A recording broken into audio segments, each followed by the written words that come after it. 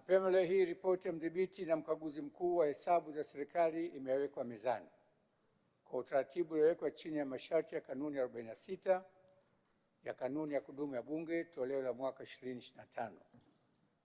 Utaratibu huu utazingatia Katiba ya Jamhuri ya Muungano wa Tanzania ya mwaka 1977 na Sheria ya Ukaguzi wa Umma sura 418 ambazo kwa pamoja zinajenga msingi wa uwajibikaji kwa matumizi ya fedha za umma.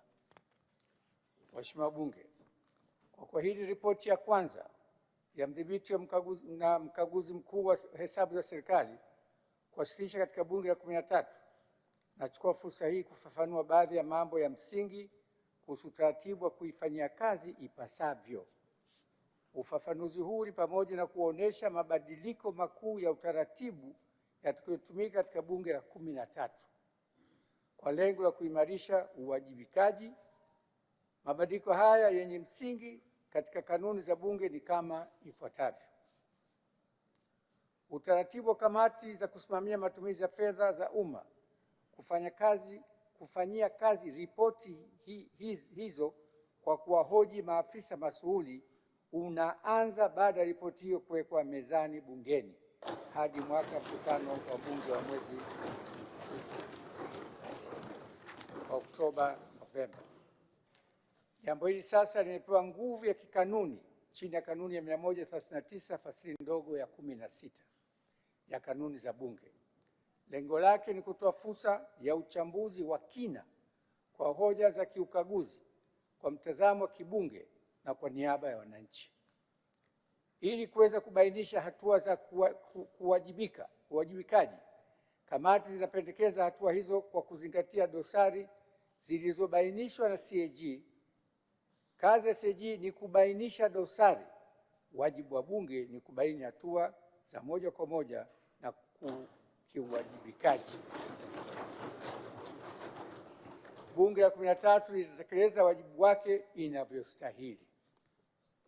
Baada ya kujadili taarifa za kamati na mapendekezo yake yanayotokana na taarifa za CAG, Bunge litatoa maazimio. Masharti ya utaratibu wa kuyafanyia kazi maazimio haya yameainishwa katika kanuni 139 fasili ndogo ya 16. Lengo lake ni kuzitendea haki ripoti za CAG kwa mujibu wa kanuni za Bunge na kuweka nguvu ya kikanuni kwenye mdada wa ripoti hizo muhimu katika uwajibikaji. Utaratibu wa Bunge kufuatilia hatua za uwajibikaji na utekelezaji kwa ujumla umebainishwa kikanuni. Utaratibu huo unahusisha serikali kuripoti bungeni hatua zilizofikia katika utekelezaji wa maazimio ya Bunge kuhusu ripoti za CAG kwa mujibu wa kanuni ya 139 fasili ndogo ya 17. Aidha, masharti hayo yanazitaka kamati zinazosimamia matumizi ya fedha za umma, PSC na LAC, kuripoti maoni yake kuhusu hatua za utekelezaji kwa maazimio hayo. Lengo lake ni kuhakikisha kuwa kuna uwajibikaji wa kweli unaleta matokeo, yani effective and enforceable accountability. Waheshimiwa Bunge, kwa ujumla utaratibu utakaotumika katika Bunge la 13 utajumuisha utaratibu mpya ambao unaitaka serikali kuripoti hatua za utekelezaji bungeni wakati wa mkutano wa Bunge wa mwezi Januari, Februari, na PSC na LAC kufuatilia utekelezaji na kutoa maoni yake kwenye mkutano wa mwezi Januari, Februari. Masharti hayo yanalenga kufanikisha desturi ya uwajibikaji ambapo kwanza makosa yanabainishwa, pili yanachambuliwa, na tatu utekelezaji wake unathibitishwa na Bunge ili kuanza mchakato wa uwajibikaji. Hatua hizo zinajenga mzunguko wa uwajibikaji, yani accountability loop, na ni muhimu kuzingatiwa na Bunge la 13 kwani ndio moyo wa uwajibikaji na zinasaidia kuweka uwajibikaji wenye matokeo, results oriented accountability. Mheshimiwa Bunge, utaratibu niliosema ndio viwango vya mabunge ya nchi wanachama Jumuiya ya Madola. Kwa mfano, katika Bunge la Uingereza, mzunguko wa uwajibikaji accountability loop unahusisha PSC kutumia taarifa za Wizara ya Fedha kuhusu utekelezaji wa maazimio ya Bunge, yani Treasury Minutes. Kwa upande wa India, Bunge linakamilisha mzunguko wa uwajibikaji kwa PSC kutumia taarifa rasmi za hatua za utekelezaji, yani Action Taken Notes. Waheshimiwa Bunge, ufafanuzi wangu ni nyongeza kwenye namna PSC na LAC zilivyojipanga kuwezesha uwajibikaji kwenye matumizi ya fedha za umma.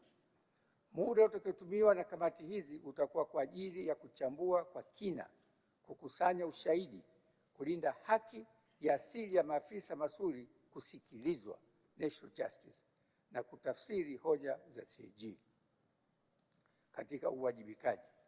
Kufanya hivyo ni jambo linaloendana na viwango vya juu vya Bunge kwenye nchi za Jumuiya ya Madola. Mheshimiwa Bunge, msisitizo wangu baada ya yote niliyoeleza ni kuwa PSC na LAC zinalisaidia Bunge kusimamia na kufanikisha uwajibikaji katika matumizi ya fedha za umma ili matokeo yake yajitokeze kwenye kutimiza lengo kuu la serikali kwa mujibu wa ibara ya 8 fasi ndogo ya kwanza B ya Katiba, ambayo ni ustawi wa wananchi, ambao kwa kweli linajikita kwenye kuwapa wananchi tabasamu. Katibu, maswali.